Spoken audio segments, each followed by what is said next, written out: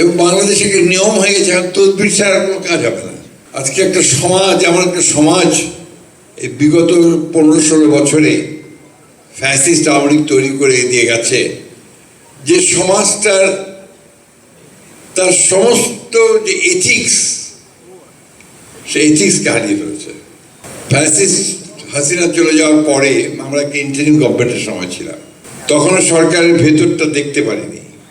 এখন এই নির্বাচনের পরে সরকারে এসে সরকারের ভেতরে যত ঢুকছি আমি আতঙ্কিত হচ্ছি যে আমরা কিভাবে এই রাষ্ট্র কাঠামোটাকে এই সমস্ত মানুষগুলো দিকে আটকে রাখবো। যেদিকে তাকাই সেদিকে আপনার অনিয়ম, দুর্নীতি, স্বজনপ্রীতি, সামনে এগিয়ে যাওয়ার পথে বাধা প্রতি ক্ষেত্রে।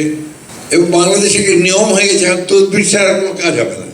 যে কোনো ব্যাপার তদবির করতে যাও, এক মন্ত্রীকে দিয়ে অমুককে বলাও, অমুককে দিয়ে অমুককে বলাও, এগুলো আগে ছিল না। আমরা তো আগেও মন্ত্রী ছিলাম, সরকার চালিয়েছি।